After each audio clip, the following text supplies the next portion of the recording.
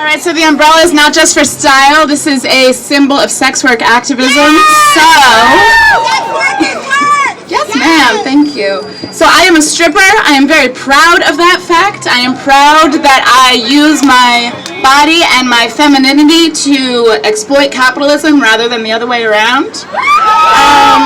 That being said, I am not representative of most of the sex workers in this and the national community. I'm an extremely privileged sex worker. My job is legal, and because of my race and my gender identity, and because I'm English speaking, and because I'm a citizen, I have job security. Most people out here do not have that.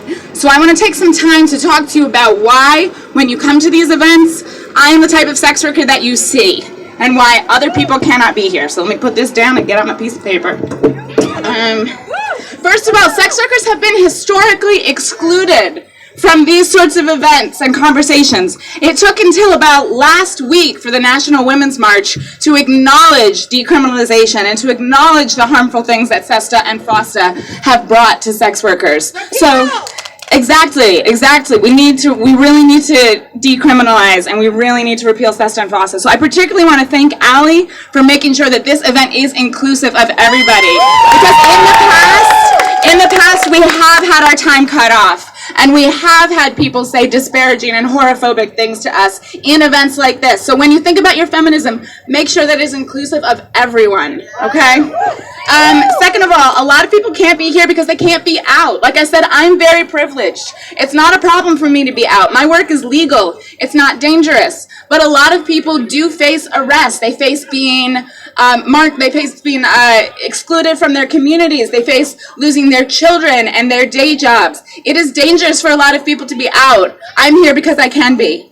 3, a lot of people can physically not be out. A lot of people are trapped in with pimps, in families, in brothels, in massage parlors. They can't go out and meet their quota and then say, baby, I want to go to the Women's March in the morning. A lot of people can't do that. And I do want to say this for anyone who needs to hear it. You can leave your man. It is not easy. It is not easy. It will not be safe for some people. You will need to ask for help. You will need to plan it. But it can be done, and your life is worth it. Sex worker or otherwise, you can. Another reason, people are exhausted. People are broke. Most sex workers out here are living below the poverty line. They are doing whatever they can just to feed their families, right?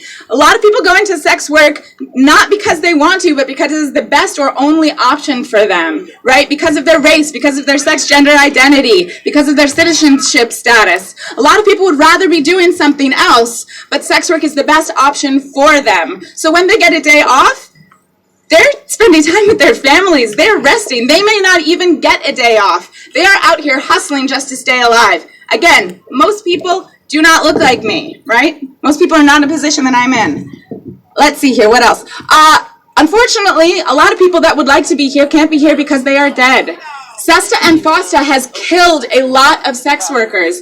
These laws that were designed to stop trafficking have actually made it a lot harder. So when you see things like Backpage coming down and you see our safe lists being taken down, that's forcing people back out onto the streets, making things a lot more dangerous. And there is a count for that. We had a day in December, the day to end violence against sex workers, and we had a list of about 200 people that we know of that were direct casualties because of SESTA and FOSTA. And if you don't know what SESTA and FOSTA is, then you should, and Google it. Let's see here. A few more things I want to say. A lot of people are locked up. A lot of people are in prison. A lot of people that would like to be here are being charged with crimes that are not theirs. It is a victimless crime. Prostitution. It doesn't matter. Why do you care? Something that we do for free when you add money to it is now illegal? That doesn't make sense. That's capitalism, right? A lot of people that would like to be here can't because they are behind bars.